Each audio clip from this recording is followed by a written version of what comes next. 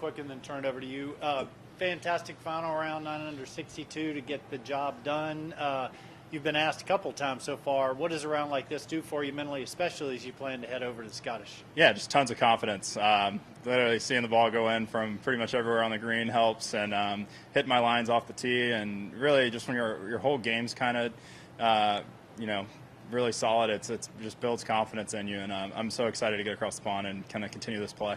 You were just asked about Davis, and you kind of chuckled, and literally you share it. Tell us that story again. Yeah, I mean, 5 steps outside my master bedroom is literally his probably back porch. So we're literally next door neighbors in St. Simons. I know some of the neighborhoods probably been pulling for us, and it's been probably pretty cool for them. But yeah, he's been playing so awesome. He's been trending the last few weeks, so you can kind of see it coming, in my opinion. And it was only a matter of time for a guy like him of his caliber to kind of seal the deal. I don't know if he's how much of a lead he has, but I'm sure he's built enough to where he can cruise in. We'll see what happens, but pulling for him.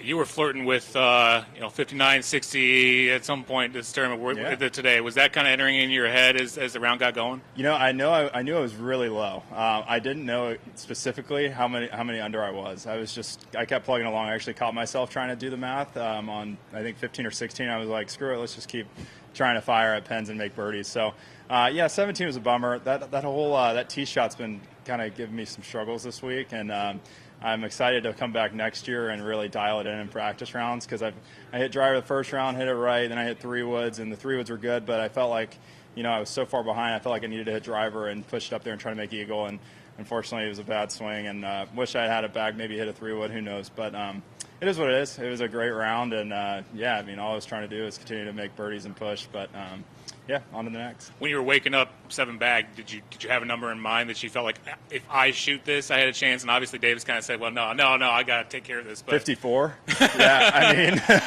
it was crazy. And it's funny, walking off 13th green, 13th green. I was talking to Keith Mitchell, and I was like, hold on. Let's take this story back. After 4 holes, I was 4 under through 4.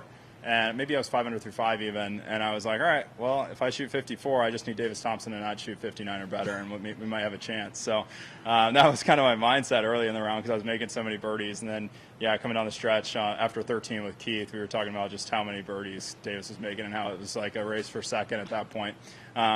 But pretty cool to see a guy make a ton of birdies. It's obviously out there, a lot of low scores, but it's hard to do every single round, and he seems to be doing it. I saw you smiling a couple of times on the course. You're smiling right now. Just how good do you feel coming off of this performance? Yeah, I feel good. I want to be closer up towards the lead, and I want to get in contention. I want to seal the deal here soon, but whenever you're playing good golf and just putting yourself in the mix, I'm just continuing to build more and more confidence, feeling very comfortable. And for me, I feel like it's only a matter of time before I get the job done, and maybe even next week in Scotland. Ben, it was your first appearance here at the John Deere Classic. Yep. How would you rate your experience, and where do you feel like this event could fit in your schedule going forward? I loved it. It's funny. I wanted to play last year. It's just coming off the Korn Ferry Tour, you're limited with your amount of starts, but I was playing so well. I was getting in all the big events. I'd qualified for the Open, and I had to take an off week somewhere else. I would have done 12 or 13 weeks in a row. And I was kind of bummed, because I looked at some of the data and the golf course, and I felt like this was a course that actually fit my game pretty well. So I was excited to come here this year and give it a test. And I made sure I almost thought about not playing again a few weeks ago, and I was like, I've got to go play it, because I think it's a great course for me. And it just goes to show it actually was. And I feel like if I'm a little sharper the first couple rounds next year, I'll be right there in the mix. So. And you mentioned that this course sets up for you well. Scotland and Northern Ireland will eventually be a much different test of golf. What are some positive indicators from this week that you can take going forward as you head into links golf? Yeah. No, I feel really good about my ball striking, and putter's kind of coming along. Last week in Detroit, I was kind of struggling with my putter. I actually made a putter switch for a week. I've done that a couple of times in my career, and the week after I make a putter switch, I always play really well. So I got to figure out how to actually make that work, whether I need to putt with like a mallet for the first couple of days in practice round and then go back to my blade for the tournament. But I switched putters last week, switched back to my old trusty this week, and it was a good week all around the ball striking. I feel like just building confidence. Doesn't matter what type of golf you're playing, what type of course. whenever you go into the next tournament, it doesn't matter if it's going to be harder or easier, you're still feeling good about your game. And so just got to battle the elements over there, see what it brings me, and hopefully I get a good draw on the wave and play well.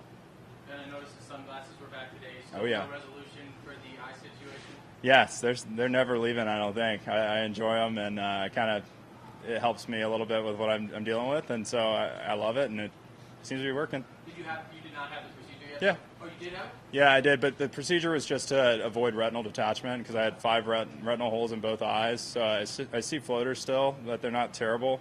But the surgery was just to prevent my retina from detaching, so I can still see.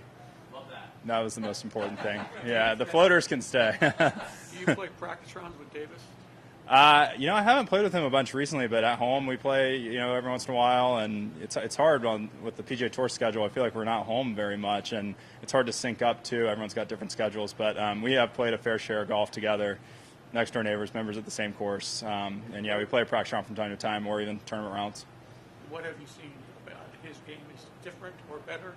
He's just solid. I mean, he hits it long and hits it straight. He does everything you expect of an elite golfer. Him coming off the Korn Ferry Tour, he's a younger guy. We graduated the same year, and he's just continued to progress. He had a great week last year at the Amex, battling it out with John Rahm. Builds a lot of confidence, and he's just a solid player. I knew both of us, one of us was going to get a win. Sooner than later, and it looks like he's going to get it done. But he's a great guy. He's very even-keeled out there. He's not going to talk a lot. He's just going to go about his business, and he's not afraid to make a lot of birdies, as we can tell. Yeah, of course. Thanks, guys.